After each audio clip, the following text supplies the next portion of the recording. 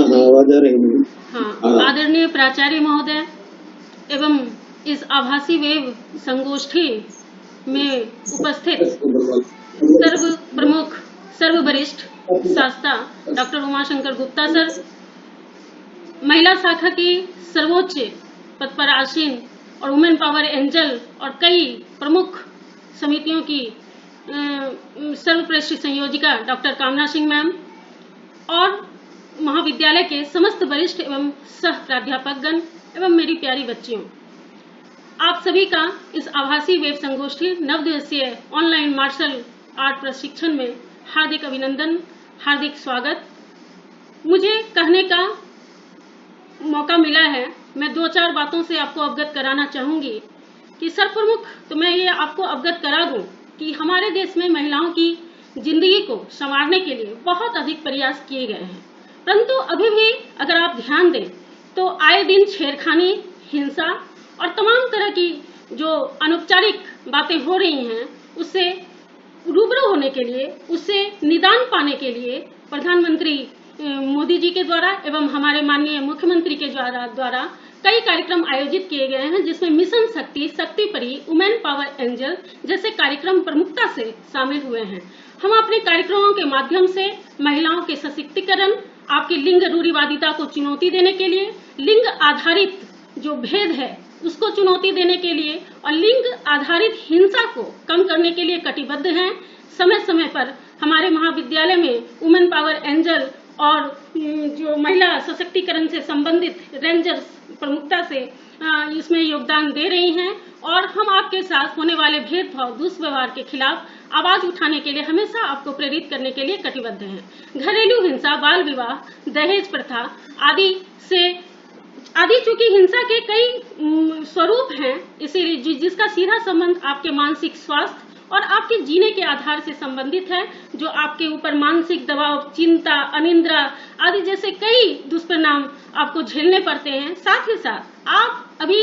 अधिकतर बच्चियां इंटरनेट पे अधिकाधिक उपयोग करती हैं, इसमें साइबर क्राइम और लैंगिक हिंसा जैसे मामले शामिल हो रहे हैं, जिसमें ट्रोलिंग का अर्थ होता है किसी व्यक्ति को अनावश्यक रूप से परेशान करना, खिजाना, अपमान करना, दुर्व्यवहार करना। इन सब चीजों से आपको अवगत होना होगा। आप इसके लिए धारा 66, धारा 50, धारा 506, धारा 254 आदि के माध्यम से 354A IPC के तहत शिकायत दर्ज कर सकते हैं। इसमें महिला कल्याण एवं बाल अधिकार के माध्यम से आप national cyber crime report portal की वेबसाइट cybercrime.com पर जाकर अपनी शिकायत दर्ज करा सकते हैं। आप ऐसा करें कि जब भी आपके साथ साइबर क्राइम के दौरान ऐसी गतिविधियां हो तो आप उसके भेजे हुए मैसेज का स्क्रीनशॉट सबूत के तौर पे रख लें और डायरेक्टली राष्ट्रीय महिला आयोग के नंबर पर, जिसका नंबर है 23-219-750, उस पर सीधा संपर्क कर सकते हैं। चूंकि इस आभासी वेब संगोष्ठी की अपनी एक सीमाएं हैं, इसलिए मैं ज्यादा आपको समय नहीं व्यर्थ करते हुए आपको स्वावलंबी, आपको सुरक्षित परिवेश की अनुभूति प्रदान करने हेतु, आपको आत्म सुरक्षा से गतिविधि प्रदान करने हेतु मैं आपसे आह्वान करूंगी कि प्रोफेसर अजय कुमार वर्मा के संयोजकत्व में आप लगातार 9 दिन इस मुहिम से जुड़े रहें और एक कुशल नागरिक के तौर पे आपका भी दायित्व है कि अपने आसपास गली मोहल्ले, गांव, सड़क जहां भी महिलाएं एकत्रित हैं उनको अवगत कराएं, उनको जागरूकता प्रदान करें। इसी के तहत एक माननीय मुख्यमंत्री जी के द्वारा एक संदेश जारी हुआ है कि बालिका स्वास्थ्य सुरक्षा शपथ भी अभिभावकों को और साथ ही साथ हमारे जितने शिक्षकगण हैं सभी को एक सुरक्षा शपथ दिलाना आवश्यक है। मैं माननीय प्राचार्य महोदय से अनुमति चाहूंगी कि सभी अपना दाया हाथ आगे कर लेंगे और इस सुरक्षा शपथ को दोहराएंगे। मैं माननीय प्राचार्य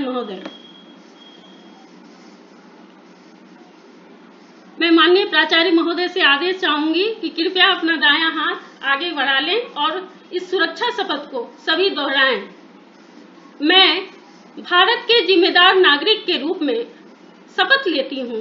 कि मैं अपने बेटे और बेटी में किसी प्रकार का भेदभाव नहीं करूंगी। मैं अपने बच्चों को बचपन से ही जीवन के नैतिक मूल्य सिखाऊंगी